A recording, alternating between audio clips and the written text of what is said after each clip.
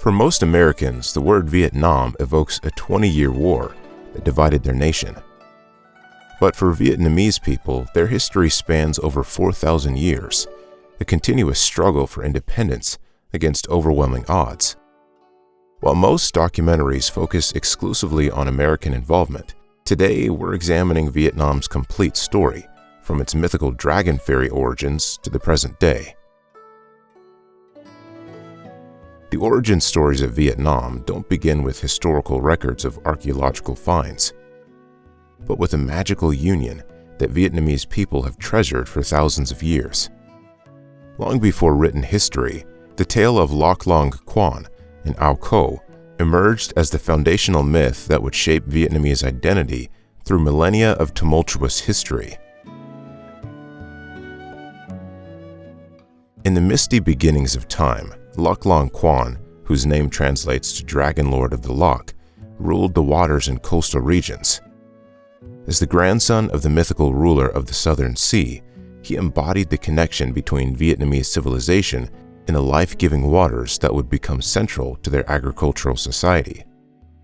Meanwhile, in the northern mountains lived Ao Co, a beautiful immortal fairy princess who represented the highlands in their spiritual power.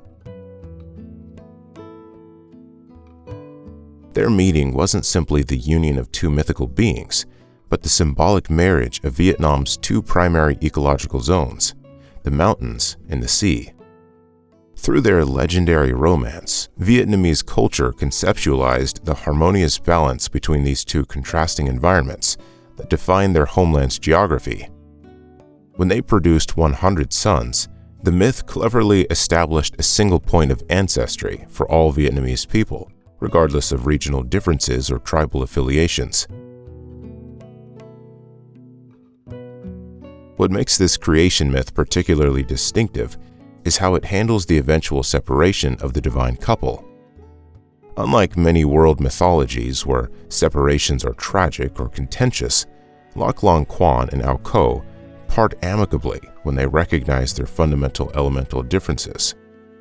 50 sons follow their father to the coastal lowlands, while 50 accompany their mother to the highlands, yet importantly, they remain connected through their shared parentage.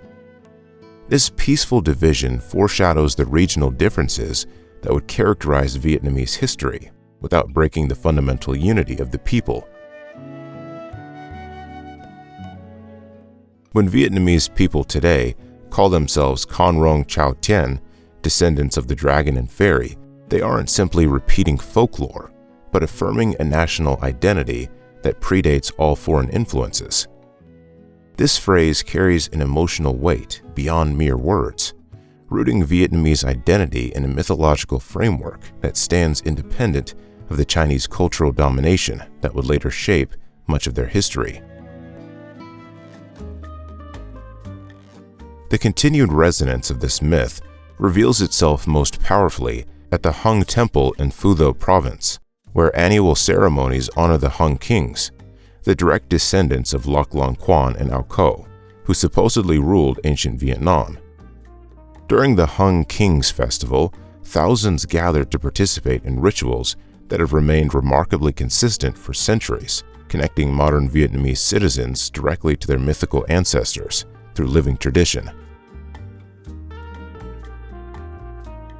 Behind the surface-level storytelling, the myth contains subtle reflections of actual prehistoric social structures. The prominence of Ao Co in the tale suggests traces of ancient matrilineal organization, while the dragon-fairy dichotomy may represent the merging of distinct tribal groups that formed the earliest Vietnamese society. Archaeological evidence from the Red River Delta shows signs of early bronze-working cultures that may have been the historical reality behind these mythologized ancestors. Throughout Vietnam's many struggles against foreign domination, political leaders have consistently invoked the shared ancestry from Loc Long Quan and Ao Co to mobilize national resistance. During the American War, North Vietnamese propaganda reminded citizens that, as children of dragons and fairies, they possessed an indomitable spirit that no foreign power could extinguish. The myth thus transformed from ancient legend into active political tool, reinforcing national identity during periods when Vietnam's independence was threatened.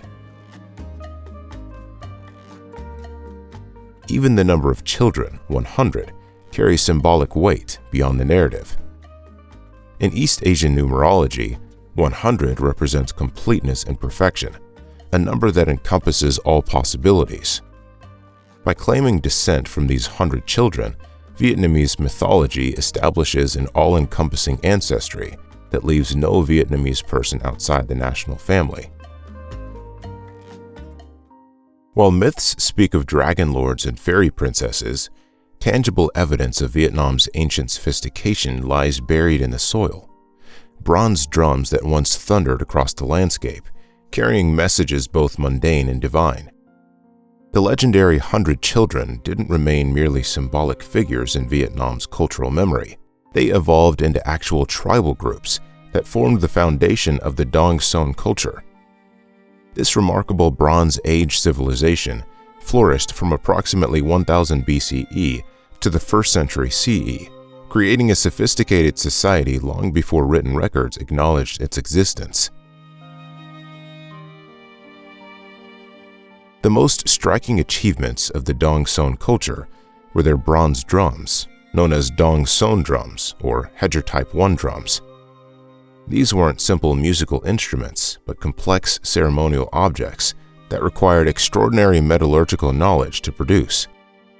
Craftsmen used the low-wax casting method, a sophisticated technique where artisans first created a clay model, covered it with wax, then encased it in another layer of clay.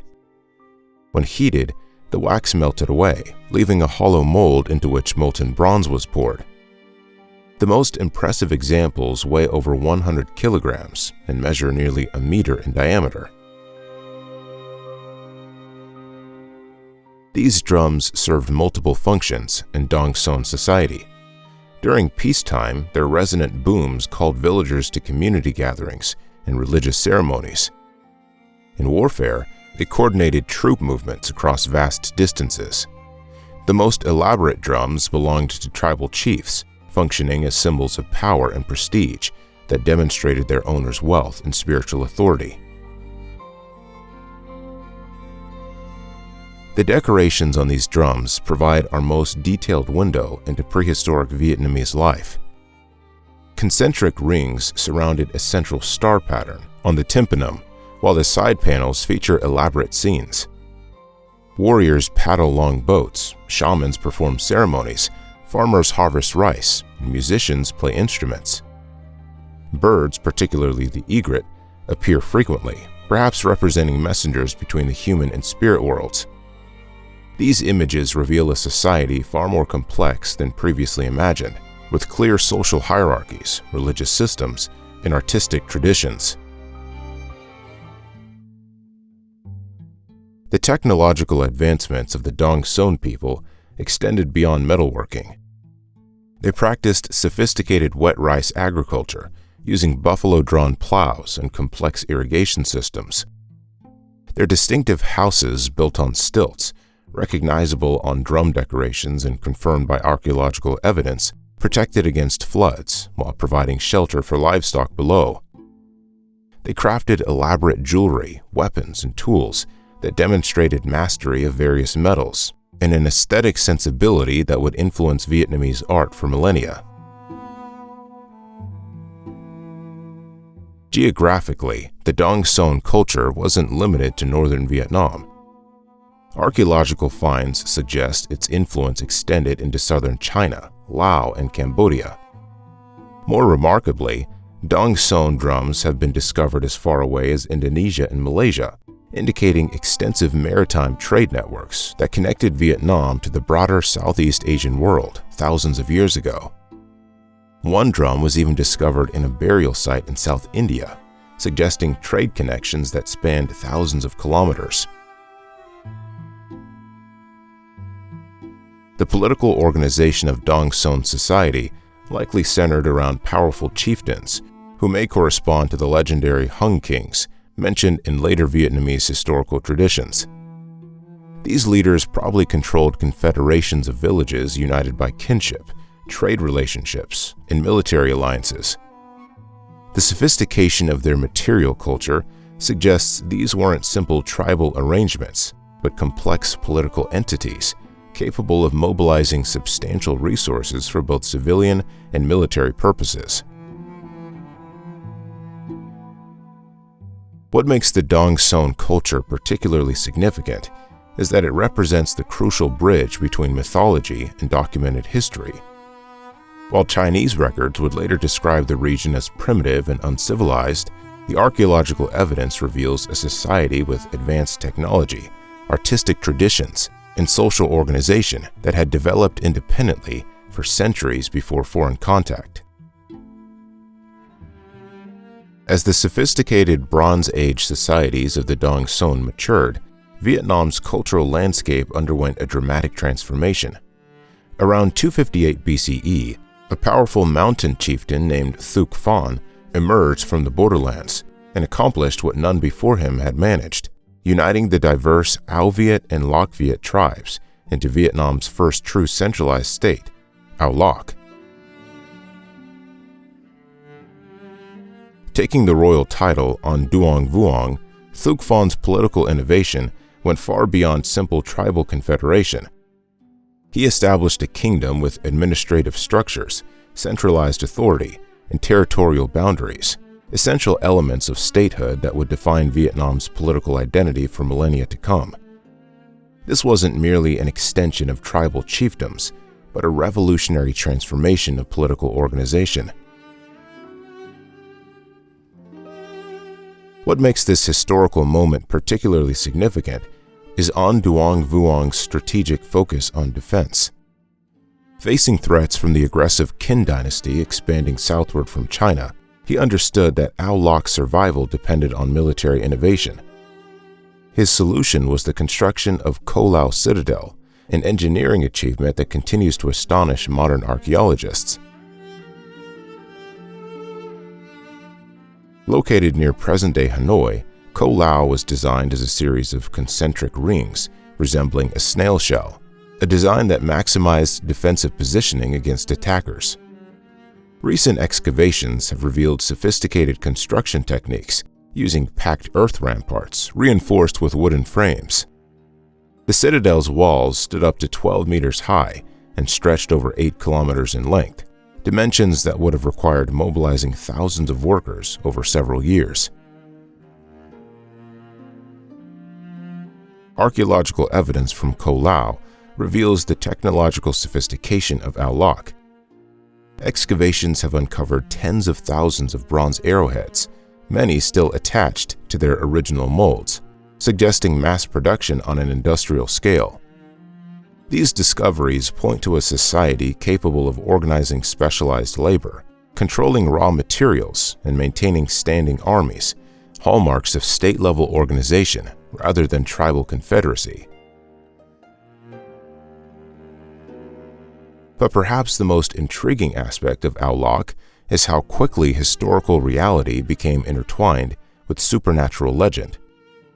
Vietnamese folklore tells that Ong Duong Vuong constructed Ko Lao with the help of a golden turtle spirit, who provided him with a magical crossbow capable of killing thousands of enemies with a single shot. This mystical weapon, called the magical crossbow of the sacred turtle, appears repeatedly in Vietnamese historical texts and represents one of the earliest examples of Vietnam's distinctive historical consciousness, blending factual events with mythological elements. Despite its innovations, Ao Loc's existence proved tragically brief. The state collapsed around 179 BCE through a combination of internal betrayal and external conquest. According to traditional accounts, the emperor's daughter, Mai Chao, fell in love with Trong Tui, the son of the Chinese general Zhao Tuo, known in Vietnamese as Tria Da. The young man gained her trust, discovered the secret of the magic crossbow, and sabotaged it, allowing his father's armies to conquer the kingdom. The tale of Mai Chao's betrayal transcends mere historical account, functioning as a national allegory about the dangers of naivete when facing foreign threats. In the most poetic versions of the story, when An Duong Vuong discovers his daughter's betrayal, he beheads her before riding his horse into the sea, accompanied by the golden turtle spirit. Her lover, finding her body, is overcome with remorse and drowns himself in a well. Where her blood touched the ocean, it transformed its pearls, symbols of innocence and the tragic consequences of divided loyalties. With Ao Lok's fall, Zhao Tuo incorporated the region into his larger Nan-Yue, Nam Viet kingdom, which straddled what is now southern China and northern Vietnam. Though technically under foreign rule, the Vietnamese maintained cultural distinctiveness, setting a pattern that would repeat throughout their history, adapting to conquest while preserving their essential identity. The incorporation into Nan-Yue merely foreshadowed a much longer period of foreign rule that would fundamentally reshape Vietnam's trajectory. In 111 BCE, Emperor Wu of the Han Dynasty launched a massive military campaign that swallowed the region whole. The Han armies swept through Nan-Yue, overwhelming its defenses and establishing direct imperial control over what they called Jiaozi, the beginning of nearly a millennium of Chinese political domination that would leave an indelible mark on Vietnamese civilization. The Han administration systematically divided their new territory into administrative units called commanderies, Jun, and prefectures, Xi'an, imposing a sophisticated bureaucracy that reported directly to the imperial court.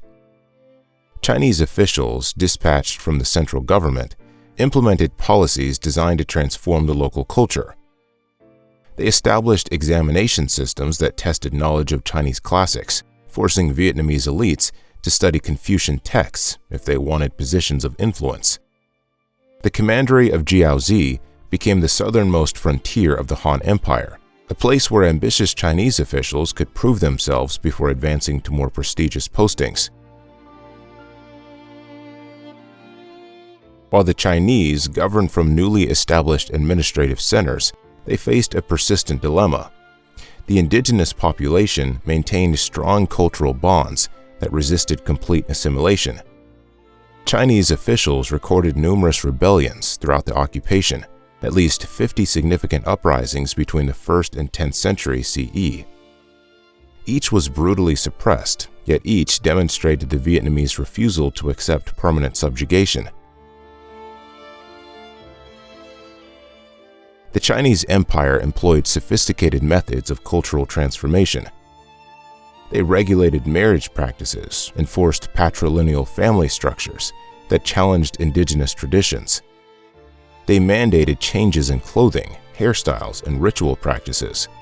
Even architecture changed, as Chinese-style buildings replaced local construction methods. Perhaps most significantly, they introduced Chinese writing systems and administrative vocabulary that remain embedded in Vietnamese language today. Yet beneath this visible conformity, Vietnamese village life continued with remarkable continuity. Local religious practices blended with imported beliefs, rather than being replaced by them. Village councils maintained traditional governance structures under the veneer of Chinese administration. Women retained significant economic roles despite Confucian emphasis on male authority. Archaeological excavations reveal fascinating evidence of this quiet resistance, burial practices incorporating both Chinese ritual objects and indigenous symbols, household pottery maintaining distinctive Vietnamese decorative patterns, and dietary practices preserving local culinary traditions. The introduction of Buddhism during this period proved particularly significant. Arriving via maritime trade routes from India around the 2nd century CE, Buddhist practices took root alongside older animistic beliefs and newer Confucian and Taoist philosophies. Vietnamese Buddhism developed distinctive characteristics, emphasizing practical benefits and harmonizing with indigenous spiritual practices, rather than replacing them.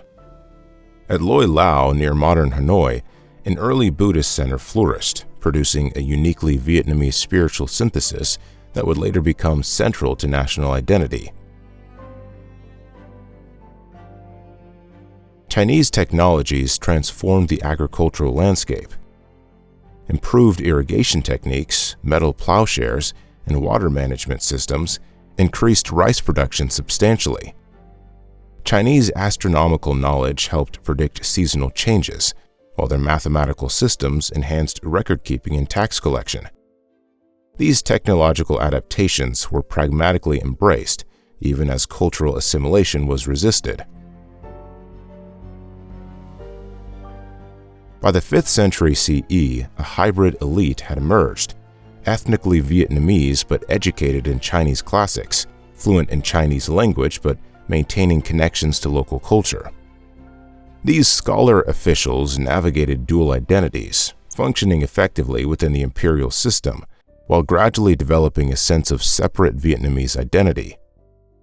They became skilled at using Chinese political concepts to articulate distinctly Vietnamese aspirations, a pattern that would prove crucial in later independence movements.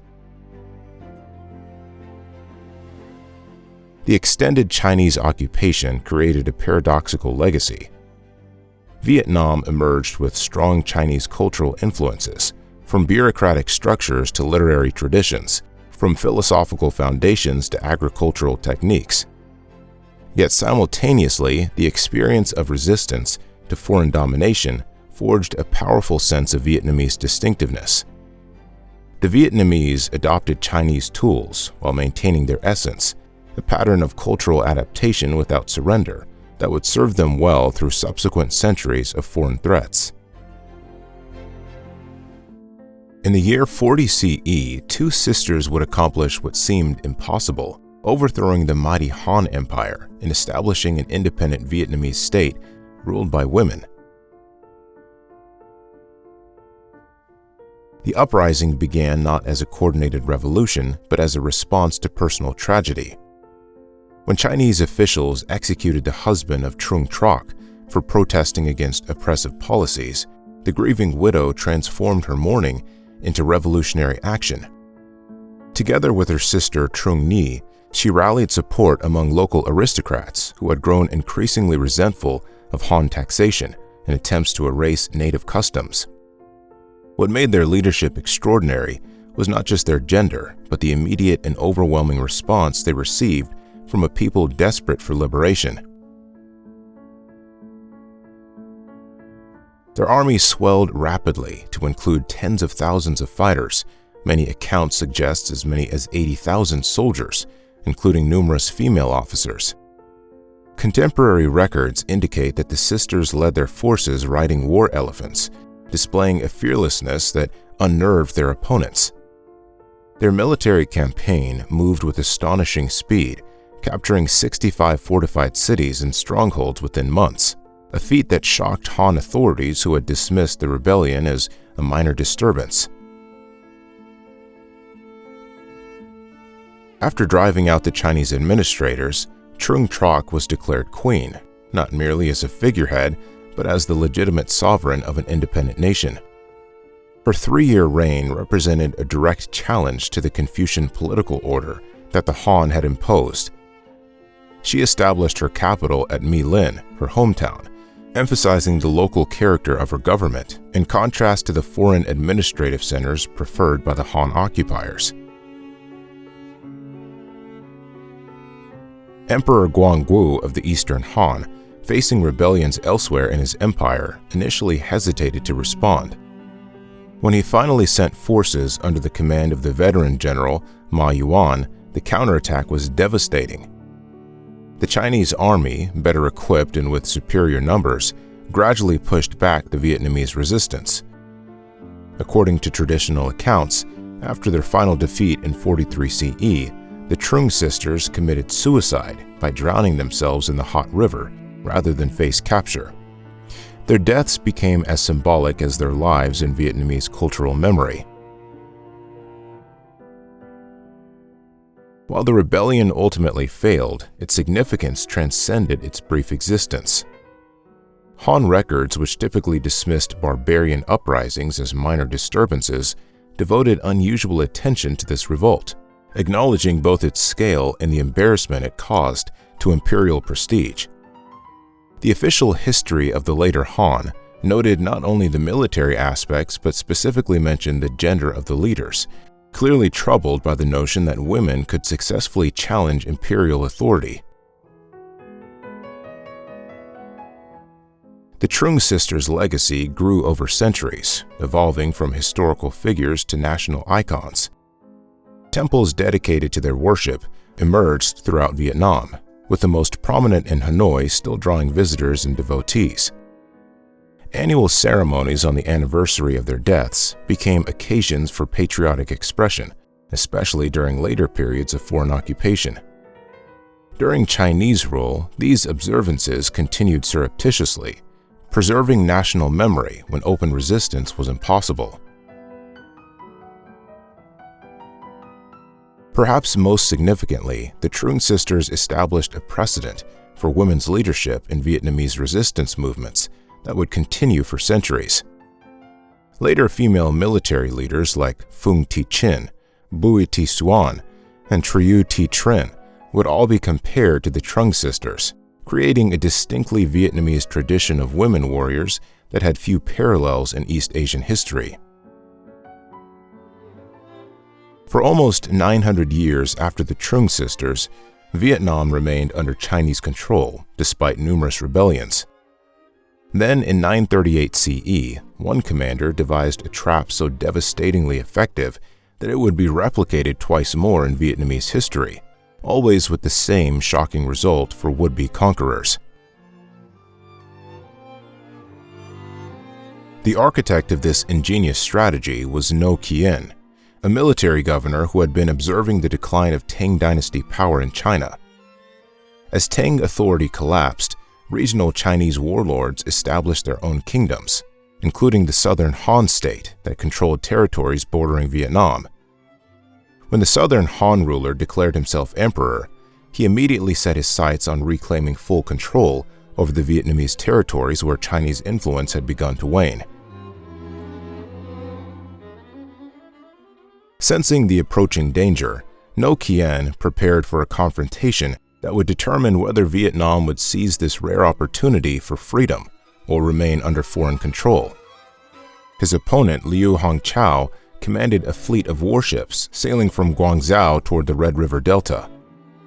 Rather than meeting the superior force in open combat, No Qian studied the tidal patterns of the Bac Dong River and devised a strategy that would transform the waterway itself into a weapon. His plan was both simple and brilliant, one that would become a legendary tactic in Vietnamese military history. At low tide, he ordered his men to drive iron-tipped wooden stakes into the riverbed, positioning them so they would remain hidden when the tide rose. With this trap set, Vietnamese forces lured the southern Han fleet into the estuary just as the tide began to recede. As the massive warships became impaled and immobilized, Vietnamese soldiers launched a devastating ambush, annihilating the fleet. The southern Han commander, Liu Hongqiao, was killed, and the victory marked the first great assertion of Vietnamese independence. This ingenious use of terrain and timing would later be repeated twice more in Vietnam's history, with similarly shocking results. After this decisive victory, No Qian declared himself king and established his capital at Co Lao, deliberately connecting his rule to Vietnam's ancient past in the kingdom of Ao Loc. He instituted a military-based administration and reorganized the country into districts, laying the foundations for a sovereign Vietnamese state. For the first time in nearly a millennium, Vietnam was ruled by a Vietnamese monarch. No Qian's triumph represented more than military victory. It marked a profound psychological turning point. After generations of resistance that had always ultimately failed, the Vietnamese finally broke the cycle of domination. The myth of Chinese military superiority was shattered, replaced by the confidence that Vietnam could stand as an independent nation.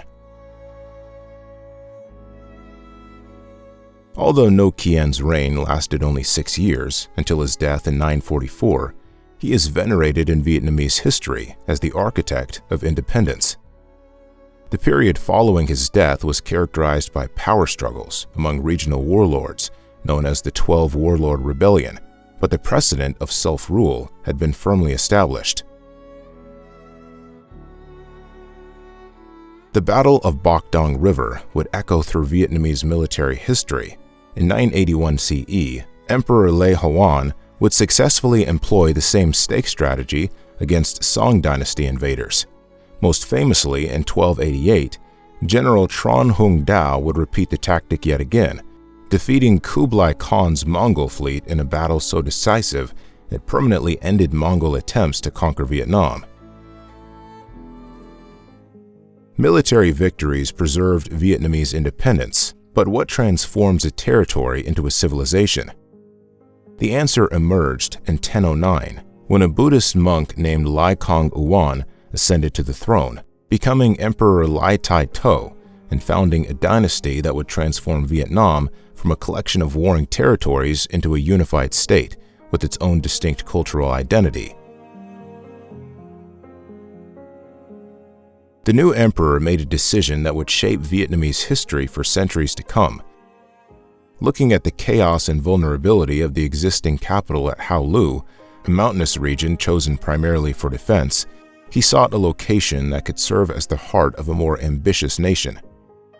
His gaze settled on a marshy area along the Red River that Chinese geomancers had identified as having dragon-rising energy. Here, he established Tong Long, Ascending Dragon, which would eventually become modern-day Hanoi. Moving the capital wasn't just a practical choice, but a symbolic declaration of Vietnamese confidence. Lai Tai To's proclamation revealed his vision. The capital is the place where heaven and earth meet, where the four directions converge, where the dynasty shall endure for 10,000 generations. Unlike the defensive posture of earlier rulers, this was a statement of permanence and centrality. Under the Lai emperors, Buddhism flourished as never before. Emperor Lai Tai Tong, 1028 to 1054, personally composed Buddhist texts and led ceremonies, while his son, Lai Tan Tong, 1054 to 1072, built the famous one-pillar pagoda designed to resemble a lotus flower rising from the water. This wasn't merely religious devotion, it was nation-building through spiritual means. Unlike China's strict Confucian bureaucracy, the Lai dynasty created a uniquely Vietnamese model where Buddhist monks served as royal advisors on everything from diplomatic missions to military campaigns. The imperial examinations introduced during this period differed significantly from their Chinese counterparts. While testing knowledge of Confucian classics, they also included Buddhist texts and indigenous traditions, creating a distinctive Vietnamese intellectual tradition. The one-pillar pagoda became a site for these examinations, symbolizing the intertwining of spiritual and secular authority. Perhaps most revolutionary was the Lai dynasty's approach to governance. Emperor Lai Non Tong, 1072 to 1127, instituted Vietnam's first comprehensive legal code in 1042, called the Hin Tu, which tempered Chinese-influenced laws with Buddhist concepts of compassion. When asked why he reduced penalties for many crimes, he famously replied, "I would rather spare a guilty person than kill an innocent one," a sentiment reflecting Buddhist influence rather than Confucian strictness. The Lai emperors transformed the landscape itself, constructing an elaborate system of dikes along the Red River that enabled agricultural production to flourish. These weren't just practical measures, they represented a distinctly Vietnamese approach to working with rather than against the challenging monsoon environment. Court records indicate that Emperor Lai Tai Tong personally inspected dike construction during the rainy season, demonstrating the direct involvement of rulers in infrastructure development. Cultural achievements under the Lai matched their political innovations. The dynasty established the Temple of Literature, Văn Mieu in 1070, Vietnam's first university dedicated to Confucian education. Yet even this seemingly Chinese institution featured distinctly Vietnamese elements, with carvings depicting local plants, animals, and Buddhist symbols alongside Confucian imagery. The arts flourished during this period, with bronze casting reaching new heights of sophistication. The Phot Quang Pagoda Buddha, cast in 1057, combined Chinese sculptural techniques with distinctly Southeast Asian facial features and ornamentation, exemplifying Vietnam's emerging cultural synthesis. The Lai dynasty's 2 centuries of rule established patterns that would define Vietnamese civilization for the next millennium, a blend of Chinese administrative techniques with indigenous traditions, a spiritual foundation in Buddhism tempered by practical Confucian ethics, and a confidence in Vietnam's ability to stand as an independent nation with its own cultural identity. The confidence of Vietnam as an independent nation would soon face its ultimate test. While most empires across Eurasia crumbled before the Mongol juggernaut, Vietnam achieved what seemed impossible, defeating Kublai Khan's armies not once, but 3 separate times through a combination of tactical genius and environmental warfare. The Tran dynasty came to power in 1225 through a carefully orchestrated transition. When the last Lai emperor had only a daughter, the Tran family arranged her marriage to their kinsman Tran Khan. After the death of the emperor, they elegantly maneuvered themselves onto the throne, establishing a new ruling house that would govern Vietnam for 175 years. Unlike their predecessors, the Tran maintained extensive family involvement in governance, distributing power among relatives while centralizing ultimate authority in the emperor. Military innovation became their hallmark, with good reason. By the 1250s, Mongol armies under Kublai Khan had conquered China, Korea, Central Asia, and parts of Eastern Europe. Their empire stretched from the Pacific Ocean to the Danube River, the largest contiguous land empire in human history.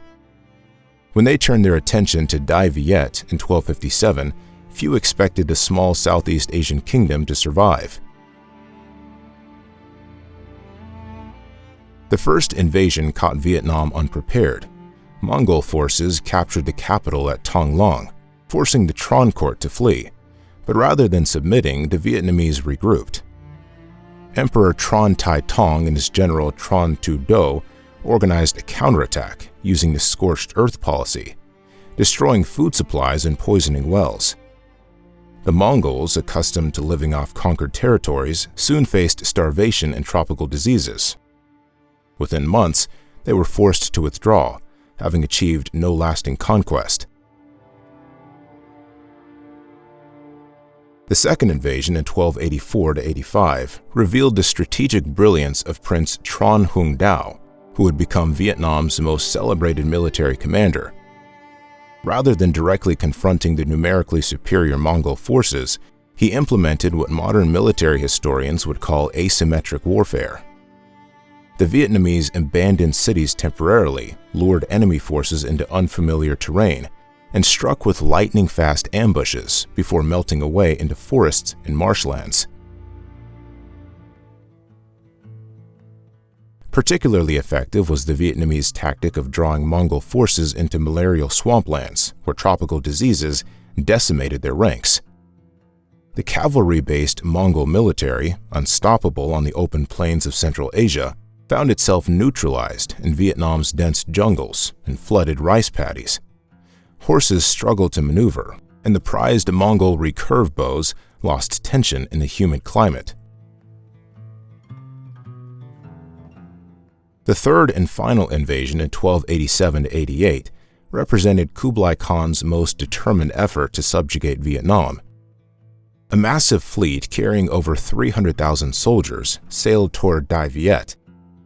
In response, Tran Hung Dao orchestrated the most decisive victory in Vietnamese military history at the Battle of Bac Dong River. Employing the same technique used centuries earlier by No Cuyen, Vietnamese forces planted iron-tipped wooden stakes beneath the water at low tide. When the Mongol fleet pursued what they thought was a retreating Vietnamese navy, their ships became impaled as the tide receded. Vietnamese forces then launched a devastating counterattack, destroying the immobilized fleet and killing the Mongol commander, Omar Batur. Beyond military innovations, the Trần dynasty implemented practical governance reforms that strengthened Vietnam internally. They established a unique system called revolving land ownership, where fields were periodically redistributed to prevent aristocrats from amassing too much wealth and power. Imperial examinations were reformed to include more practical subjects alongside Confucian classics. The dynasty also promoted a distinctive form of Vietnamese Buddhism, blended with indigenous beliefs. Emperor Trần Nhan Tong, 1278–1293, abdicated to become a Buddhist monk and founded the Truc Lam Zen school, Vietnam's first truly native Buddhist tradition. Yet, paradoxically, the Trần period also saw increasing Confucianization of government administration, creating a unique spiritual political balance. The spiritual political harmony of the Trần period eventually gave way to decline, creating the perfect opportunity for an ambitious official to seize power. Ho Quai Lai's revolutionary reforms might seem progressive to modern eyes, but in 15th century Vietnam, they triggered a catastrophe that nearly erased Vietnamese identity itself. By the late 14th century, the once mighty Trần dynasty had fallen into decay. Court intrigues multiplied, corruption spread, and the revolving land ownership system that had prevented wealth concentration began to fail. Into this vacuum stepped Ho Quai Lai, a high-ranking Mandarin who had married into the royal family. Rather than acting as a mere regent, Ho engineered a complete takeover, forcing the last Trần emperor to abdicate in 1400 and proclaiming a new dynasty. What followed was one of history's most ambitious reform experiences. Ho Quai Lai slashed the power of Buddhist institutions, redirecting their wealth to state coffers. He implemented a sweeping land redistribution program that limited aristocratic holdings to 10 mao, approximately 3.6 hectares, with excess land redistributed to peasant farmers. To modernize the economy, he introduced Vietnam's first paper currency, backed by copper and iron reserves, established state monopolies on salt and iron, and even created an early form of public banking through government-run pawnshops. Perhaps most remarkably, Ho insisted on educational innovations centuries ahead of their time. He created Vietnam's first public schools open to commoners, not just elites. He introduced new subjects into the state examinations, particularly mathematics, a radical departure from the purely literal tests of the past. And in an astonishing move, he personally translated Chinese classics into Nam, an early Vietnamese writing system, using modified Chinese characters while downgrading the importance of Chinese language study. But revolution from above often breeds resistance from below. Buddhist monks resented their loss of status and wealth. Landlords bristled at property confiscation. Merchants chafed under new regulations. Confucian scholars were scandalized by changes to the examination system they had mastered. Even commoners struggled to adapt to paper money, which quickly lost value due to counterfeiting and lack of public confidence. With Vietnam internally divided, the Ming dynasty of China saw its opportunity. When Ho Quai Lai renamed the country Dao Nu, Great Peace, in 1407 and transferred power to his son, the Ming emperor launched a massive invasion under the pretext of restoring the Trần dynasty. In reality, his aim was direct annexation. The internal tensions Ho had created made resistance weak and disorganized. Within months, both Ho Quai Lai and his son were captured and sent to China, where they would die in exile.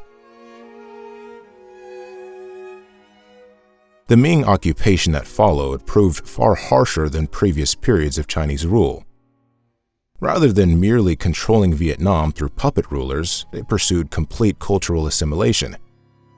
They renamed the region Jiazi Province and divided it into 15 administrative districts under direct Chinese control. They confiscated precious Vietnamese historical texts, shipping over 10,000 books to Nanjing, many never to return. They forced Vietnamese to adopt Chinese clothing, hairstyles, and marriage customs. The Ming even transported tens of thousands of Vietnamese craftsmen, scholars, and artists to China, both to serve the imperial court and to deprive Vietnam of its cultural elite. Particularly prized were bronze casters, whose skills derived from the ancient Dong Son tradition. Vietnamese women were conscripted into silk production factories and Chinese households. Thousands of others were sent to frontier regions as laborers and soldiers. Perhaps most devastating was the systematic erasure of Vietnamese written culture. The Ming banned the use of Nam script and required all official documents to be written in Chinese. They destroyed texts written in the native script and punished those who preserved them. This assault on linguistic identity created a profound cultural trauma that would fuel resistance for generations. While the Ming methodically erased Vietnamese identity, they overlooked how thoroughly occupation would unite a previously divided people. From the ashes of cultural destruction would rise not just another rebellion, but a sophisticated 10-year campaign combining guerrilla warfare, psychological tactics, and something the Chinese never expected, one of history's earliest documented nationalist movements. In 1418, a minor landowner from Tan Hao province named Li Loi gathered just 27 trusted followers at Lam Son Mountain. This modest beginning belied what would become Vietnam's most successful liberation movement. Unlike previous rebellions that attempted direct confrontation with superior Ming forces, Li Loi employed a patient strategy of building bases in remote highlands, while gradually expanding control over the countryside. His forces systematically avoided major battles during the first 5 years, instead targeting supply lines, isolated garrisons, and collaborators. The Ming armies, designed for conventional warfare and accustomed to fighting on open plains, found themselves frustrated by an enemy that melted into dense jungles and mountain passes.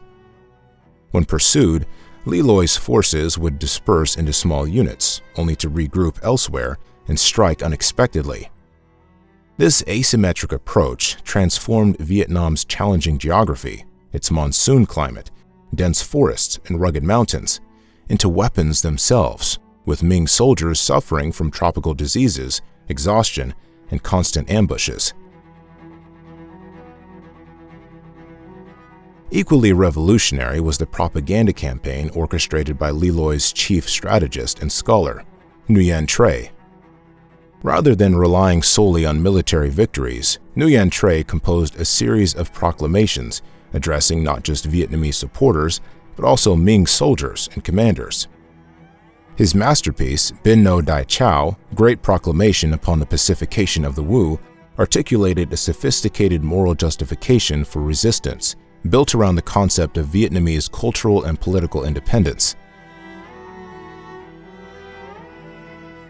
Our people long ago established sovereignty over the mountains and rivers of the South, declared Nguyen Tre in his landmark text. Just as the North and South have different customs, the Viet and Han peoples have different kings. This proclamation represented something profoundly modern, an articulation of nationhood based on shared territory, history, and cultural distinctiveness, rather than mere dynastic claims. By 1426, as Ming reinforcements dwindled and local support for Li Loi surged, the tide turned decisively. After a devastating Vietnamese victory at Chi Long Pass, where over 10,000 Ming troops perished, the Chinese emperor finally agreed to peace negotiations. On the 10th day of the 12th lunar month of 1427, the last Ming forces withdrew across the border, and in 1428, Li Loi ascended the throne as Emperor Li Tai-to, founding the later Li dynasty. The post-liberation policies of the Li dynasty were as innovative as their military campaign. Unlike the cultural conservatism that followed previous liberation struggles, Li Loi initiated sweeping reforms aimed at transforming Vietnamese society. He redistributed land seized from Ming collaborators to both his supporters and ordinary peasants who had suffered during occupation. Administrative units were reorganized into a 6-level hierarchy from province to village, creating a more efficient governance structure. Under Li Loi's successors, particularly Emperor Li Tong-tong (1460 to 1497), the dynasty reached its zenith. The comprehensive Hong Duc legal code contained 722 articles, covering everything from family relations to commercial regulations. Notably, it granted unprecedented rights to women, allowing them to own property, initiate divorce, and participate in family decision-making, rights largely absent in contemporary Chinese law. The dynasty also launched ambitious infrastructure projects, including a network of roadways connecting provinces and an extensive canal system that expanded agricultural production. Civil service examinations were reinstated with modifications that emphasized practical knowledge alongside Confucian classics, producing a new generation of scholar officials loyal to Vietnamese traditions rather than Chinese models. While Confucian ideas had guided earlier dynasties, under the later Li, especially Emperor Li Tong-tong, they became the dominant framework for Vietnamese society. The civil service examinations expanded dramatically, creating a powerful meritocratic elite drawn from all levels of society.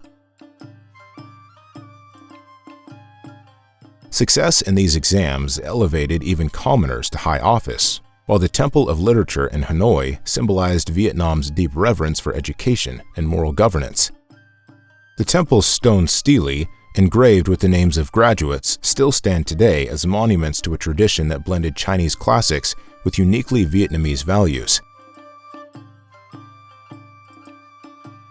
As Confucianism reshaped political and family life, women's rights gradually contracted, Buddhism lost official patronage, and ancestral worship became more rigidly codified.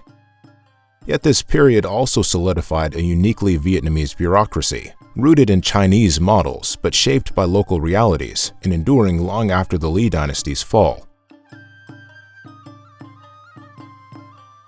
As Confucian thought permeated society, it reshaped gender roles and family dynamics. The three submissions doctrine restricted women's rights, requiring them to obey their fathers in youth, their husbands in marriage, and their sons in widowhood. While the Hong Duc Code maintained some protections for women's property rights, the trend toward patriarchal authority accelerated throughout this period. Ancestral worship became increasingly formalized, with elaborate rituals conducted according to precise Confucian principles. Meanwhile, Buddhism, once the spiritual cornerstone of earlier dynasties, retreated from the political sphere to become primarily a popular faith. Buddhist monasteries lost royal patronage and landholdings, while Confucian temples received imperial support. The intellectual landscape similarly shifted, as scholars devoted themselves to composing treatises on governance and morality rather than spiritual matters. This ideological transformation was so complete that by the 16th century, virtually all Vietnamese political discourse occurred within a Confucian framework. Literacy remained largely confined to the elite, with education conducted primarily in classical Chinese, rather than the vernacular. However, the creation of Chu Nom, a script that used modified Chinese characters to write Vietnamese, allowed for the development of a parallel literary tradition. Court officials often composed formal documents in Chinese while writing poetry and personal correspondence in Nom, creating a dual intellectual world that reflected Vietnam's complex cultural identity. For nearly a millennium, a process known as Nam Tien, the March to the South, transformed Vietnam from a compact kingdom in the Red River Delta into the long, slender country we recognize today. This southward expansion represents one of history's most persistent territorial transformations, as Vietnamese settlers gradually pushed into lands controlled by other kingdoms. Beginning around the 11th century, Vietnamese rulers set their sights on the fertile lands to the south. The primary obstacle standing in their way was Champa, a sophisticated maritime kingdom with deep cultural ties to India and Indonesia. The Chams had built their civilization along the central coast of Vietnam, where they constructed remarkable brick towers dedicated to Hindu deities like Shiva. Their society thrived on maritime trade, connecting with distant ports across Southeast Asia and beyond. The Vietnamese approach to expansion wasn't merely military. While battles and campaigns certainly occurred, much of Nam Tien happened through gradual settlement. Vietnamese farmers moved southward, establishing villages structured around Confucian principles and rice cultivation. These settlements slowly transformed the landscape both physically and culturally, creating a demographic pressure that steadily pushed the Vietnamese frontier deeper into Cham territory. Conflict between Dai Viet and Champa waxed and waned for centuries, with territorial gains followed by periods of peaceful coexistence. Vietnamese chronicles record numerous campaigns against Champa, but the reality on the ground was more complex. Intermarriage between Vietnamese and Chams created cultural bridges, while trade relations sometimes flourished despite political tensions. In border regions, distinctive hybrid cultures emerged that were neither fully Vietnamese nor Cham. The decisive turning point came in 1471, when Emperor Li Tong launched a massive invasion of Champa. His forces captured and destroyed Vijaya, the Cham capital, in a campaign of unprecedented scale. The destruction was so complete that Champa never recovered as a unified state. The remaining Cham territories were fragmented into smaller principalities that eventually fell one by one to Vietnamese control. As Vietnamese settlers moved into former Cham lands, they transformed the agricultural landscape. They introduced intensive wet rice cultivation techniques that had been perfected in the north, building irrigation systems and terraced fields. Village governance structures based on northern models were established, creating a network of communities linked by shared cultural practices and administrative systems. This expansion wasn't limited to Champa. By the 17th and 18th centuries, Vietnamese settlers had reached the Mekong Delta, territory historically controlled by the Khmer Empire. The fertile delta lands, which could support multiple rice harvests annually, became the new frontier. The Vietnamese settlers drained swamps, dug canals, and established a plantation economy that eventually made the region Vietnam's rice bowl. The cultural impact of Nam Tien was profound. As Vietnamese territory expanded, it incorporated diverse ethnic groups with their own languages, religious practices, and social structures. Highland peoples like the A Day and Jarai found themselves increasingly surrounded by Vietnamese settlements. The Cham population, once the dominant group along the central coast, became a minority within their ancestral lands. Today, Vietnamese Cham communities maintain distinctive cultural practices, including forms of Islam and Hinduism rarely found elsewhere in Vietnam. Physical remnants of this historical process dot the landscape of central and southern Vietnam. The temple complex by My Son, with its distinctive brick towers, stands as a UNESCO World Heritage Site and testament to Cham architectural genius.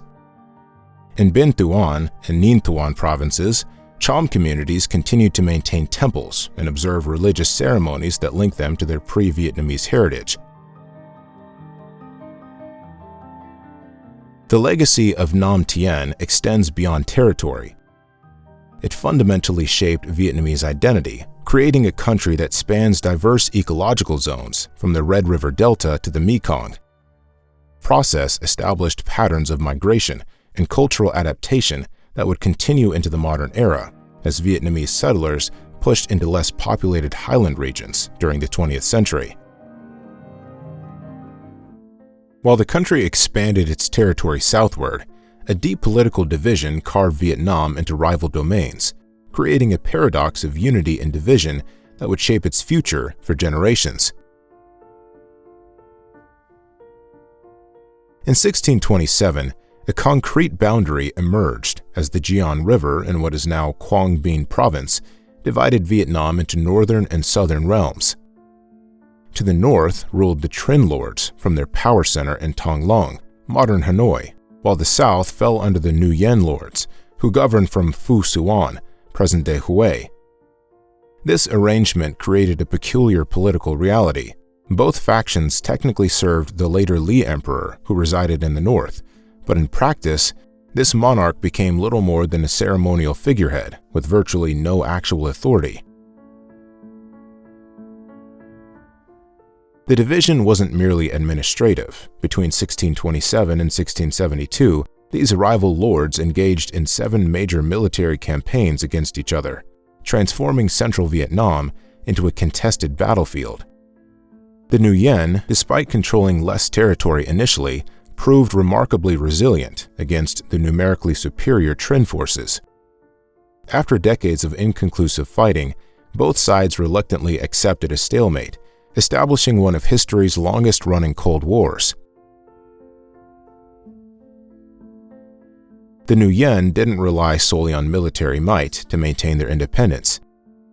They constructed an impressive defensive network, including the Dong Hoi Wall, a massive fortification system stretching nearly 20 kilometers across the narrowest part of central Vietnam.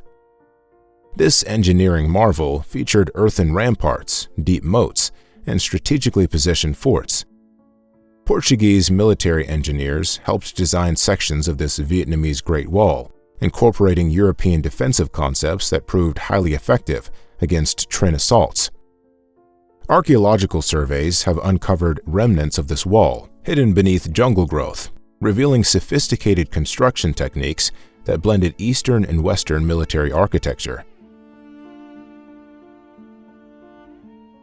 This prolonged separation had profound consequences for Vietnamese culture and society. The northern Trinh domain maintained stronger ties to traditional Confucian orthodoxy, emphasizing a conservative scholar-bureaucrat system inherited from earlier dynasties. Court examinations, ritual observances, and cultural formality characterized governance in the north. Meanwhile, the southern Nguyen territories developed a more pragmatic, commercially oriented society, particularly as they continued expanding into foreign Cham and Khmer lands. The Nguyen lords actively cultivated international trade relations that transformed the South. Japanese and Chinese merchant communities established themselves in major southern ports, while European powers, first Portuguese and Dutch, later French, brought new technologies, weapons, and ideas. Christian missionaries found greater tolerance in the South, converting thousands and introducing Western knowledge. By the early 18th century, the cultural and administrative differences between North and South had become pronounced enough that visitors described them almost as separate countries.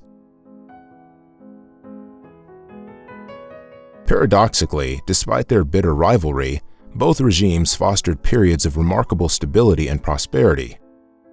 The Trinh maintained sophisticated administrative systems in the densely populated Red River Delta, while the Nguyen developed new agricultural lands and trade networks throughout central and southern Vietnam.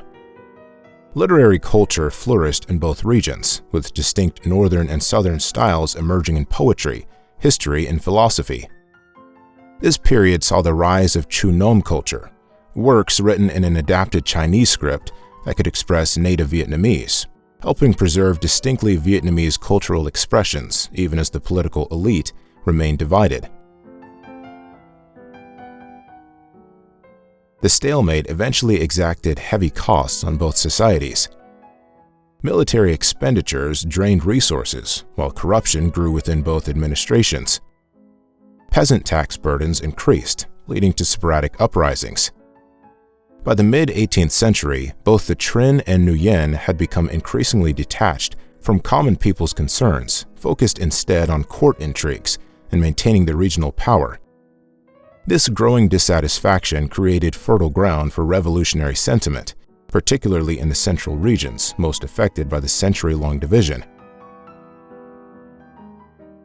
From the ashes of corruption and peasant suffering emerged Vietnam's most unexpected heroes, 3 brothers from the mountain village of Tai Son, who would transform from tax collectors to revolutionaries. The brothers, Nguyen Ngoc, Nguyen Hue, and Nguyen Lu, shared humble origins but possessed remarkable talents that would reshape Vietnamese history. Their uprising wasn't just another rebellion, it represented the moment when Vietnam's common people finally seized control of their destiny after generations of oppression.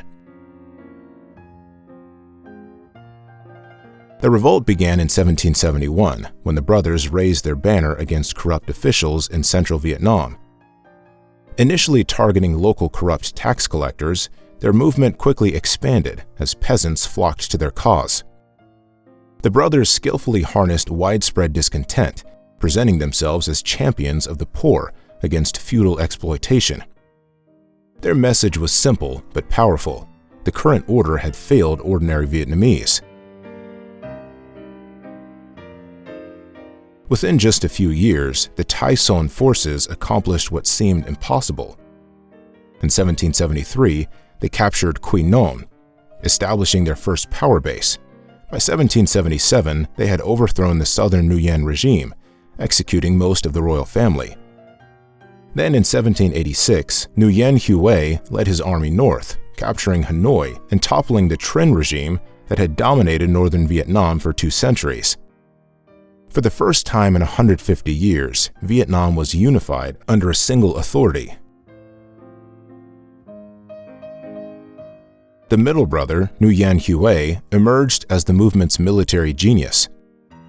A brilliant tactician with an extraordinary mind for battlefield strategy, he consistently defeated larger, better-equipped forces through innovative tactics and lightning-fast movements.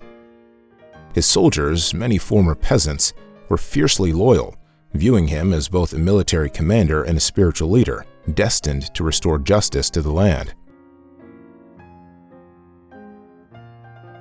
After establishing control, the eldest brother, Nguyen Ngoc, proclaimed himself emperor and attempted to establish a new dynasty. However, tensions soon arose among the brothers over how to divide their territories. These internal conflicts prevented them from consolidating their rule and implementing lasting reforms across Vietnam. The movement faced its greatest challenge in 1788, when Emperor Qianlong of China sent a massive invasion force of 200,000 soldiers to restore the Li dynasty as a Chinese vassal state. The Qing army quickly occupied Hanoi, seemingly ending the Tai Son's northern control. In response, Nguyen Hue crowned himself Emperor Quang Trung and prepared a desperate counterattack. What followed was perhaps the most extraordinary military campaign in Vietnamese history. Emperor Quang Trung gathered an army of 100,000 and marched north during the Lunar New Year, covering 600 kilometers in just 10 days. While the Chinese forces celebrated Tet festivities in Hanoi, his army launched surprise attacks at multiple locations, including Ngoc Hoi and Dong Da. The Vietnamese forces used unorthodox tactics, fighting at night, attacking through supposedly impassable terrain, and deploying war elephants to break enemy formations. Within 6 days, they had completely routed the Qing army, recaptured Hanoi, and forced the invaders into a humiliating retreat. Once in power, the Tai Son implemented significant reforms that broke with traditional Confucian governance. They redistributed land seized from large landowners to poor farmers. They simplified the writing system, replacing complex Chinese characters with the more accessible Nam script for government business. Taxes were reduced for ordinary people, and the regime actively promoted trade and economic development in previously neglected regions. Unlike previous dynasties that emphasized Confucian scholarship, the Taisong valued practical skills and military prowess. They promoted talented individuals regardless of background, creating unprecedented social mobility. Their courts featured a blend of Buddhist, Taoist, and folk religious elements that appealed to ordinary Vietnamese, far more than the strict Confucian rituals of previous regimes. Yet despite these achievements, the Taisong regime proved short-lived. The death of Emperor Quang Trung in 1792, at just 40 years old, deprived the movement of its most capable leader. Meanwhile, Nguyen An, the sole surviving member of the southern Nguyen family, had escaped to Siam and gradually built a resistance movement with European support, particularly from French missionaries and mercenaries. The death of Emperor Quang Trung created a power vacuum that would soon be filled by the most unlikely of candidates, a man who had spent decades as a fugitive. Nguyen An's extraordinary journey from desperate exile to founding emperor represents one of history's most remarkable comebacks. His persistence was legendary. After fleeing the Taisong forces, he spent years building alliances in Cambodia and Siam, recruiting mercenaries and slowly reclaiming territory through guerrilla campaigns along Vietnam's southern coast. The turning point came when Nguyen An formed a critical alliance with the French missionary Pignot de Béhaine.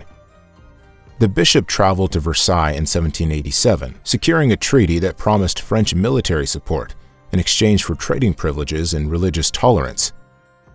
Though King Louis XVI never fully implemented the agreement due to the French Revolution, Pignot independently recruited French military engineers, naval officers, and arms suppliers who proved decisive in modernizing Nguyen An's forces. By 1801, Nguyen An had recaptured Hue. The following year, his armies marched north to Hanoi, completing his conquest and ending the Taisong era. In a ceremony that symbolized both continuity and rebirth, Nguyen An proclaimed himself Emperor Gia Long, combining the names of the ancient capitals Gia Dinh, Saigon, and Thăng Long, Hanoi, and established the Nguyen dynasty that would rule Vietnam until 1945. One of Emperor Gia Long's most significant acts was his official adoption of the name Vietnam for the unified country. Previously, the land had been called Dai Viet, or Dong Trong/Dong Goai, during the division. This new national designation reflected Gia Long's vision of a unified Vietnamese identity, while acknowledging both its ancient heritage and new political reality. Remarkably, this name choice was formally recognized by the King Court in China, a diplomatic victory that reinforced Vietnamese sovereignty. The earlier Nguyen period saw a dramatic reorganization of Vietnamese governance. The country was divided into 26 provinces, each with standardized administrative structures. A comprehensive census was conducted and a new tax system implemented. Emperor Gia Long commissioned the creation of the Gia Long Code, a 398-chapter legal document that blended Vietnamese customary law with Chinese-inspired Confucian principles, creating a unified legal framework that would endure for decades. Under Gia Long's direction, Vietnam's physical infrastructure expanded dramatically. His engineers constructed the Mandarin Road, Duong Khai Quan, an 1,800-kilometer highway that connected Hanoi to Saigon, facilitating troop movements and commerce. A complex network of canals was dug throughout the Mekong Delta, both for transportation and agricultural irrigation. These projects required massive mobilizations of labor, but created lasting systems that integrated the nation economically. Perhaps the most visible symbol of the new dynasty was the imperial city of Hue, construction of which began in 1804. This massive complex covered over 500 hectares and took thousands of workers nearly 30 years to complete. Though modeled after Beijing's Forbidden City, it incorporated distinctly Vietnamese elements, oriented according to geomantic principles, with the Perfume River flowing before it and New Bien Mountain standing behind it as a natural screen. The complex featured over 100 pavilions, temples, and palaces, surrounded by a 10-meter-high wall and a moat over 30 meters wide.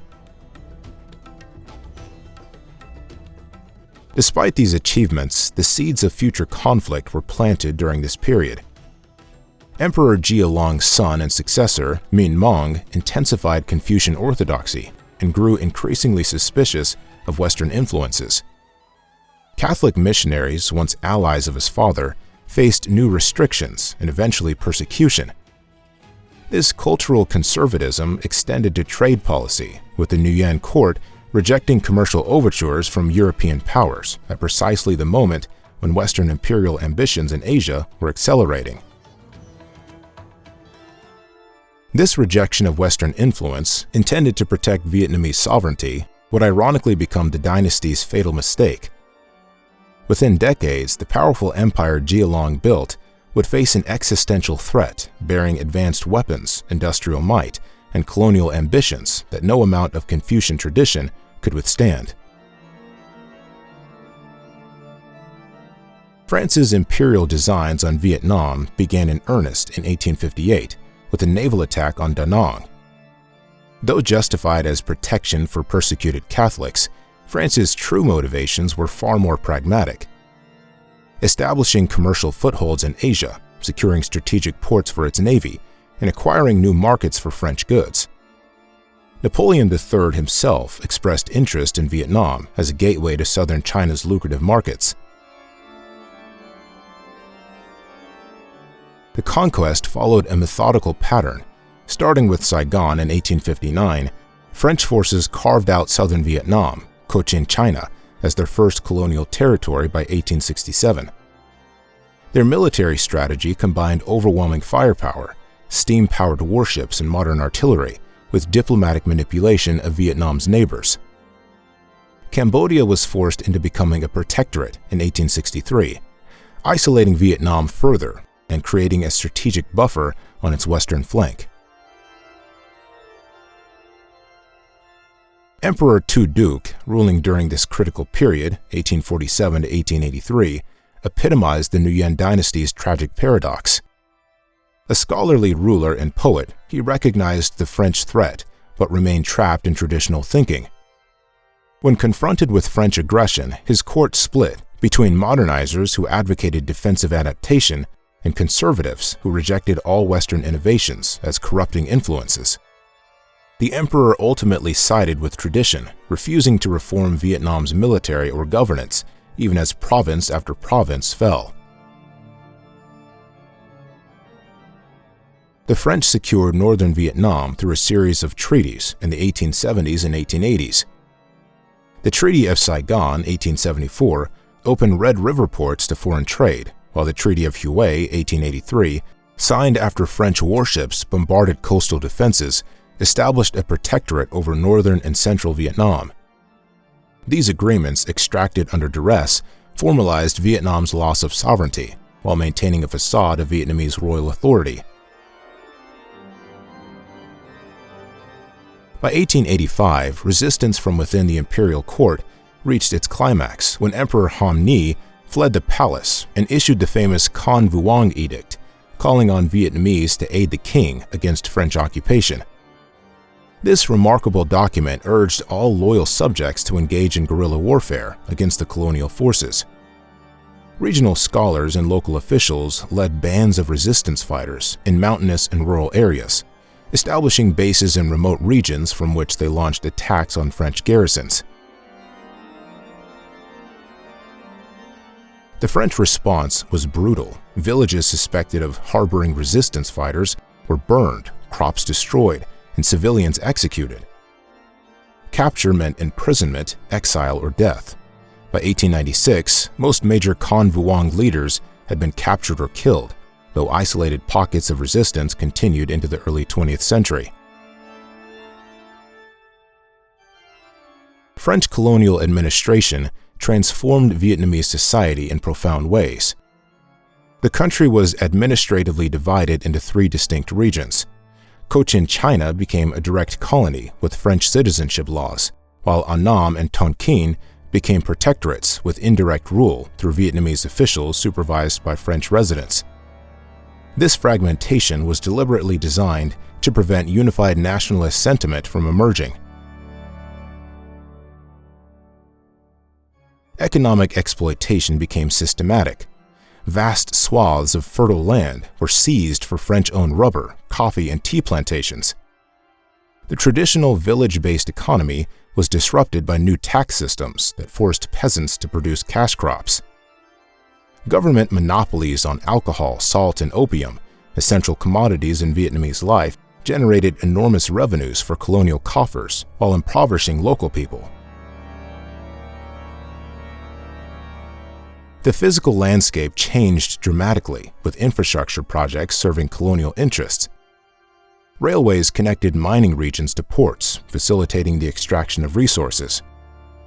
Colonial architecture transformed urban centers, particularly Hanoi and Saigon, where French-style boulevards, administrative buildings, and villas created new European enclaves amid Vietnamese neighborhoods. While colonial cities became showcases of imperial modernity, they also symbolized the racial and cultural divide at the heart of French rule. French education, intended to produce loyal subjects, instead nurtured a generation of Vietnamese intellectuals who began to question the very foundations of empire. These contradictions would fuel the next wave of resistance, one led not just by soldiers or peasants, but by poets, scholars, and revolutionaries. While the French were perfecting their systems of colonial control, a young Vietnamese man was quietly traveling the world, working as a ship's cook, a hotel dishwasher, and a photographer's assistant, all while assembling the revolutionary blueprint that would eventually shatter French Indochina. His name was Nguyen Sinh Cung, but history would remember him by another name entirely. Born in 1890 in central Vietnam's Ny An province, Nguyen Sinh Cung grew up witnessing the contradictions of colonialism. In 1911, he embarked on a remarkable global odyssey that would transform him from a provincial Vietnamese youth into an international revolutionary. Taking the name Nguyen Ai Cuoc, Nguyen the Patriot, he worked odd jobs aboard cargo ships, visiting ports across Africa, America, and Europe, places where he observed both the reach of European imperialism and the stirrings of resistance against it. By 1917, he had settled in Paris, the imperial capital of the very power that ruled his homeland. There, Cuoc found work retouching photographs while immersing himself in radical political circles. Paris became his classroom for revolutionary theory, where he devoured the writings of Marx and Lenin, while connecting with anti-colonial activists from across the French Empire. In a pivotal moment in 1919, Cuoc authored an 8-point petition to the world leaders gathered at the Versailles Peace Conference. Donning a rented Western suit, he attempted to deliver his proposal for Vietnamese self-determination directly to President Woodrow Wilson, whose 14 points had promised national self-determination to European peoples. The petition was ignored, teaching him a harsh lesson about Western democratic ideals. They apparently weren't meant for Asian colonies. This rejection pushed Cuoc further toward revolutionary socialism. In 1920, at the Congress of Tours, he became a founding member of the French Communist Party, convinced that Marxism-Leninism offered the most coherent framework for national liberation.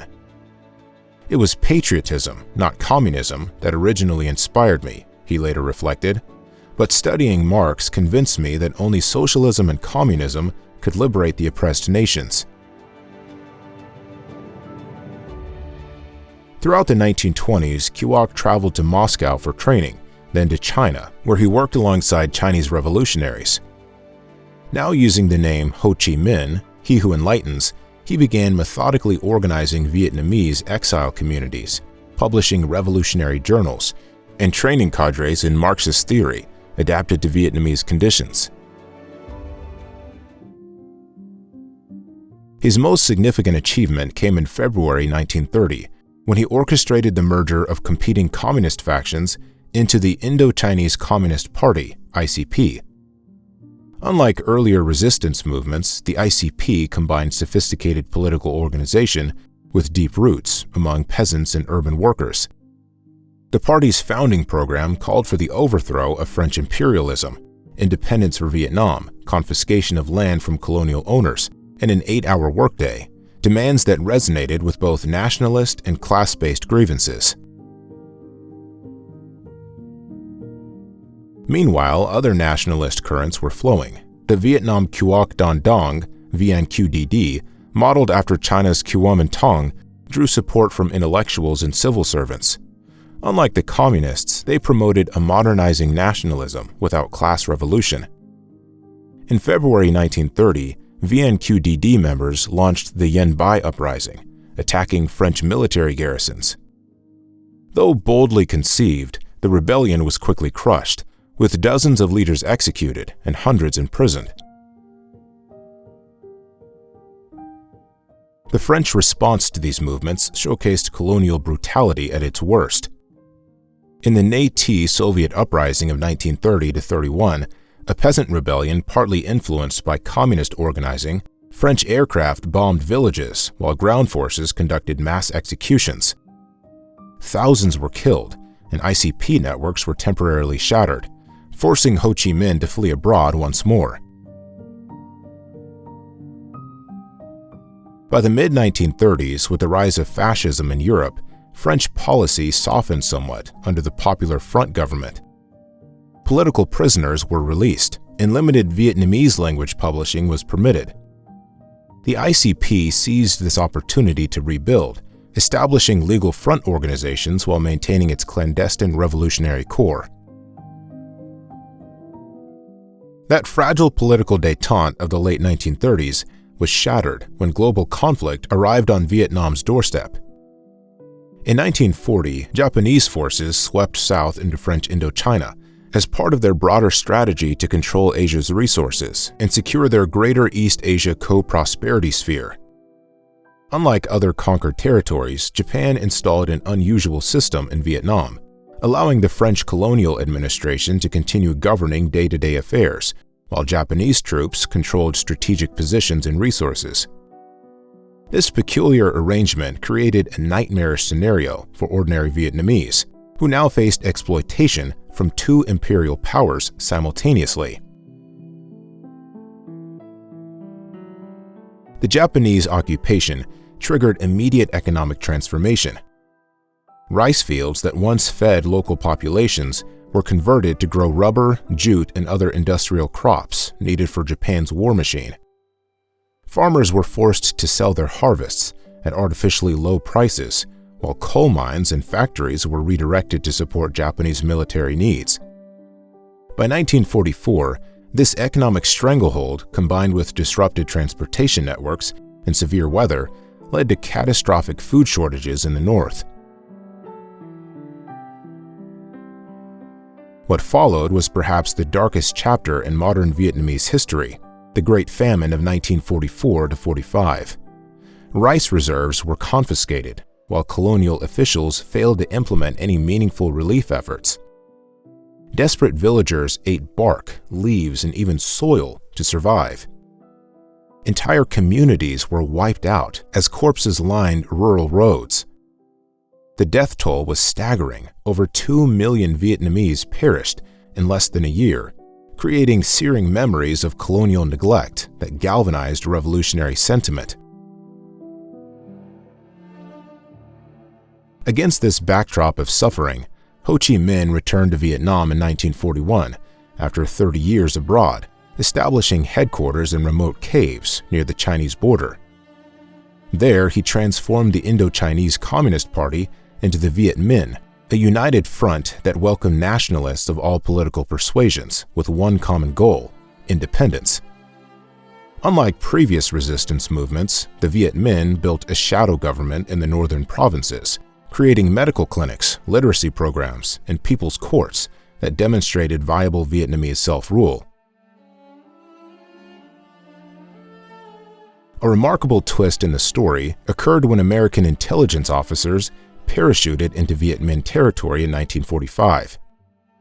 OSS agent Archimedes Patty established communication with Ho, providing radio equipment, weapons, and medical supplies in exchange for intelligence on Japanese troop movements and assistance rescuing downed American pilots.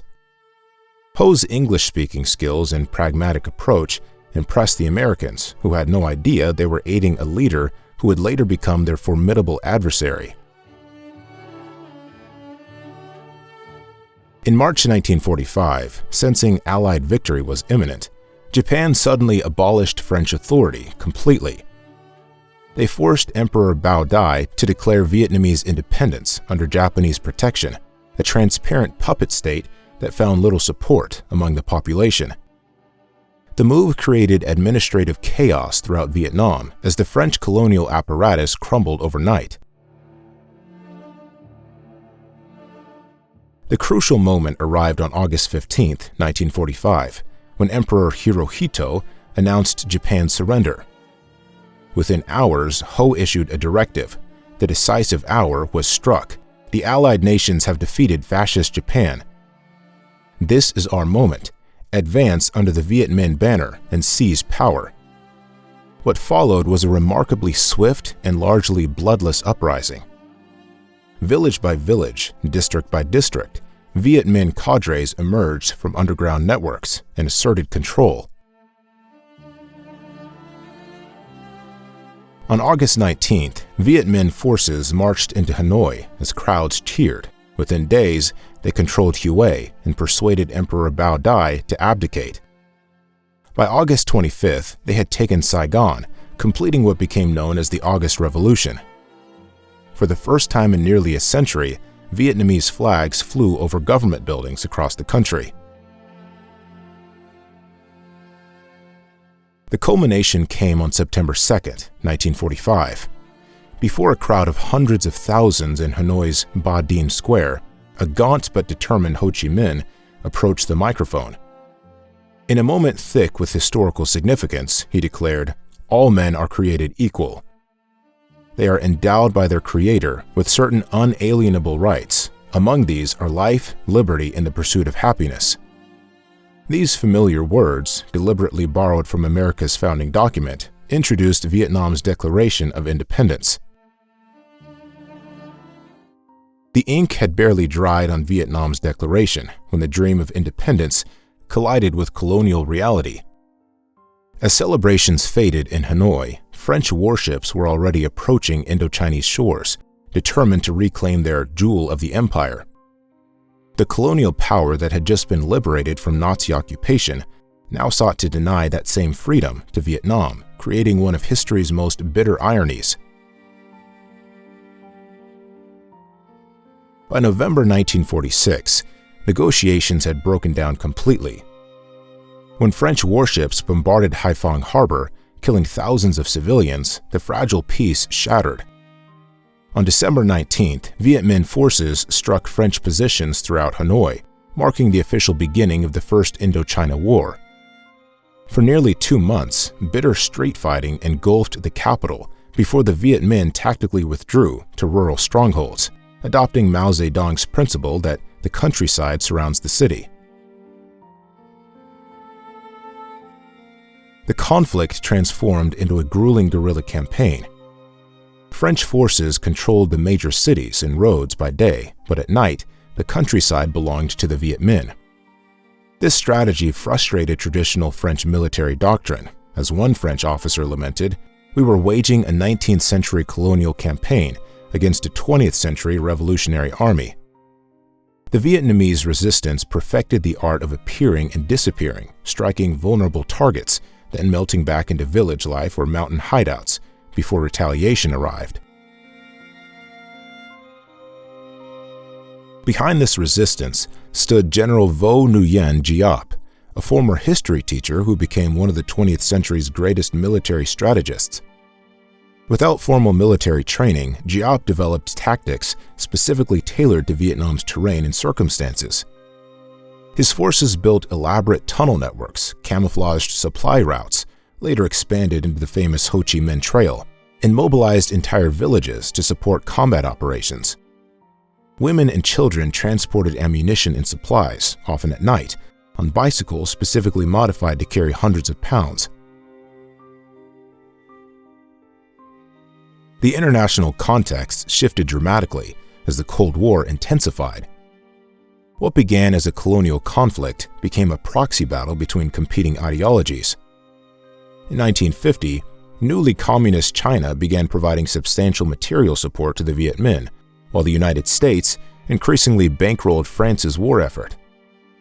American policymakers viewing Southeast Asia through the lens of containment theory feared a domino effect if Vietnam fell to communism. By 1953, the war had reached a stalemate. French forces controlled the urban centers in the Red River Delta, but the Viet Minh dominated the countryside and mountainous regions. The French public grew increasingly disillusioned with the distant conflict that drained resources and lives without clear progress. Seeking a decisive victory, French commanders developed Operation Castor, a plan to establish a fortress in the remote northwestern valley of Dien Bien Phu, near the Laotian border. The French strategy seemed sound in theory. They would create a heavily fortified base, supplied entirely by air, to cut Viet Minh supply lines to Lao and lure Giap's forces into a conventional battle where superior French firepower would prevail. In November 1953, elite French paratroopers dropped into the valley, quickly securing the village and airstrip. What followed revealed the fatal miscalculations of colonial military thinking. French commanders had vastly underestimated Giap's logistical capabilities. In an extraordinary feat of human determination, tens of thousands of Vietnamese volunteers used bicycles, pack animals, and human strength to disassemble and transport heavy artillery pieces, including 105mm howitzers, across seemingly impassable mountain terrain. Women and men carried shells, supplies, and rice along jungle paths, often moving only at night to avoid aerial detection. By late January 1954, the trap had been reversed. Viet Minh forces now surrounded the French garrison, with carefully concealed artillery positioned on the overlooking hills. On March 13th, the first shells hit French positions, beginning the siege that would last 57 days. Giap's forces cut the airstrip with artillery fire, forcing increasingly desperate aerial supply drops. French reinforcements parachuted directly into a shrinking perimeter under constant bombardment. By early May, with monsoon rains turning trenches into muddy graves, the 15,000-strong French force surrendered. The victory at Dien Bien Phu forced France to the negotiating table, but Vietnam's triumph over colonialism would be bittersweet. While the monsoon rains washed away the last traces of French colonial rule, a new and more complex struggle was taking shape in Geneva. Vietnam had won its independence on the battlefield, only to lose it at the conference table. The temporary division at the 17th parallel, intended to last just 2 years, would instead create two rival Vietnamese states locked in an ideological struggle that would consume the next 2 decades. The Geneva Accords of July 1954 partitioned Vietnam into 2 zones, the north governed by Ho Chi Minh's revolutionary government, and the south initially administered by former Emperor Bao Dai. This temporary arrangement was supposed to end with nationwide elections in 1956, a democratic solution that would determine the country's future leadership. However, the United States, increasingly concerned about the spread of communism in Southeast Asia, backed the appointment of Ngo Dinh Diem as prime minister in the South. Diem, an ardent anti-communist and devout Catholic, quickly consolidated power. In October 1955, he organized a referendum to depose Bao Dai and establish himself as president of the newly proclaimed Republic of Vietnam. The election was marred by fraud. In Saigon, Diem received 605,025 votes, despite only 450,000 registered voters. With American blessing, Diem refused to participate in the national elections mandated by the Geneva Accords, effectively cementing the division of Vietnam. Diem's government represented a stark minority in South Vietnamese society. Catholics comprised just 10% of the population, yet they received preferential treatment in government positions, military promotions, and economic opportunities. Former Viet Minh supporters faced imprisonment, torture, and execution under the harsh provisions of Law 1059, which established military tribunals for political offenses. By 1960, Diem had imprisoned over 50,000 suspected communists and political opponents. In the countryside, Diem's land policies reversed the redistribution efforts of the Viet Minh, returning property to large landowners and forcing peasants to pay back rent for years when they had farmed the land under revolutionary administration. The Agroville program, later expanded into the Strategic Hamlet program, forcibly relocated rural villagers into fortified settlements surrounded by moats, barbed wire, and bamboo spikes. These disruptive relocations separated farmers from ancestral lands and family graves, sacred connections in Vietnamese culture. As one peasant lamented to an American observer, "They make us leave our homes, our gardens, the tombs of our ancestors. They won't let us go back to our villages, even to look for the leftover rice." In response to these policies, former Viet Minh cadres who had remained in the South after partition began organizing resistance. On December 20, 1960, the National Liberation Front was established, uniting various anti-Diem groups under a common banner. While publicly claiming independence, the NLF received direction and supplies from North Vietnam through the growing Ho Chi Minh Trail network. American involvement deepened steadily. President Kennedy increased the number of military advisors from 900 to over 16,000 between 1961 and 1963. U.S. Special Forces trained South Vietnamese troops, while CIA operatives worked with Montagnard ethnic minorities in the Central Highlands. American aid funded nearly 80% of South Vietnam's military budget and underwrote the Diem regime's increasingly unpopular policies. The crisis reached its apex in 1963, when Diem banned the display of Buddhist flags during Vesak celebrations, while permitting Catholic banners for a simultaneous church anniversary. Widespread Buddhist protests erupted. Government forces fired on demonstrators in Hue, killing 9. The protests escalated when 73-year-old monk Thich Quang Duc sat in meditation posture at a busy Saigon intersection on June 11th, allowed fellow monks to douse him with gasoline, and set himself aflame. As he burned without crying out, journalist David Halberstam wrote, "I was too shocked to cry, too confused to take notes or ask questions, too bewildered to even think."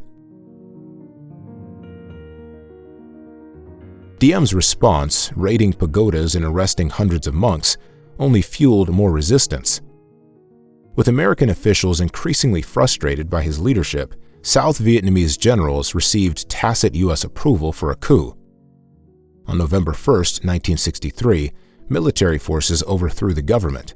Diem and his brother No Dinh Nu were assassinated the following day, despite American assurances of safe passage. 21 days after Diem's assassination, President Kennedy himself was killed, a grim coincidence marking the beginning of America's darkest chapter in Southeast Asia. What followed would become one of history's most asymmetric conflicts, the world's wealthiest superpower deploying unprecedented technological might against a primarily agrarian society that refused to surrender its independence. South Vietnam's post-Diem leadership proved chaotic, with 9 separate governments in the span of just 18 months. This instability provided perfect conditions for the Viet Cong to expand their control over rural areas. By 1965, facing the prospect of South Vietnam's imminent collapse, President Lyndon Johnson abandoned the pretense of a limited advisory role and committed American ground forces to the conflict. Within months, over 200,000 American troops were deployed. By 1968, that number would swell to more than 500,000. The Americans brought overwhelming firepower, B-52 bombers carpet bombing suspected enemy territories, helicopter gunships strafing jungle canopies, and chemical defoliants stripping away the vegetation that concealed their enemies. Operation Rolling Thunder alone dropped more bombs on North Vietnam between 1965 and 1968 than fell on all of Europe during World War II. Meanwhile, Agent Orange destroyed millions of acres of forest and farmland, devastating ecosystems and causing birth defects and cancers that persist to this day. Against this technological onslaught, North Vietnamese forces and their southern allies relied on patience, adaptability, and intimate knowledge of the terrain. The Cu Chi Tunnel complex near Saigon exemplified this approach, a 250-kilometer labyrinth of underground passages housing hospitals, storage facilities, and command centers, sometimes directly beneath American bases. American soldiers, known as tunnel rats, were forced to crawl through these claustrophobic passages, armed with only a pistol and flashlight, facing booby traps and enemy fighters in pitch darkness. The war's pivotal moment came in January 1968, during the Lunar New Year celebration of Tet. While American commanders believed they were winning the war of attrition, Communist forces launched coordinated attacks on more than 100 cities and towns across South Vietnam. The Tet Offensive caught U.S. forces completely by surprise. Particularly shocking was the assault on the U.S. Embassy in Saigon, America's symbolic fortress in Vietnam, which guerrillas briefly penetrated before being killed or captured. Though the offensive ultimately failed militarily, with Communist forces suffering devastating casualties, the psychological impact was profound. CBS News anchor Walter Cronkite, the most trusted man in America, returned from Vietnam and told viewers, "It seems now more certain than ever that the bloody experience of Vietnam is to end in a stalemate." Cronkite's assessment reflected growing disillusionment at home, where anti-war protests became increasingly mainstream. The human toll mounted relentlessly. In March 1968, U.S. soldiers massacred over 500 unarmed Vietnamese civilians, including women, children, and the elderly, in the village of My Lai. Though initially covered up, the atrocity eventually became public, intensifying moral questions about the war. Meanwhile, civilian casualties from bombing, artillery, and crossfire numbered in the hundreds of thousands. Millions of Vietnamese became refugees in their own country, forced into squalid camps as strategic hamlets were destroyed and rebuilt. By 1969, newly elected President Richard Nixon sought a way out while avoiding the appearance of defeat. His Vietnamization policy aimed to gradually transfer combat responsibilities to South Vietnamese forces while U.S. troops withdrew. Simultaneously, Nixon expanded the war geographically, launching secret bombing campaigns against Cambodia and Laos to disrupt supply routes. The Paris Peace Accords, signed in January 1973, formally ended direct U.S. military involvement. American prisoners of war returned home to a nation deeply divided by the conflict. South Vietnam, now dependent on American aid rather than troops, struggled to contain communist advances. When Congress cut military assistance in 1974 to 75, the end came swiftly. On April 30th, 1975, North Vietnamese tanks crashed through the gates of the presidential palace in Saigon. The last Americans evacuated by helicopter from the embassy roof, iconic images of a superpower in retreat. South Vietnam's final president, Duong Van Minh, announced the unconditional surrender. After decades of division, Vietnam was reunified under communist rule. Vietnam's 4,000-year journey is one of resilience, unity, and transformation. From myth to modernity, it's a story of adapting, enduring, and staying fiercely independent. If you enjoyed this dive into Vietnam's epic history, don't forget to like, subscribe, and join us for more stories that shape our world.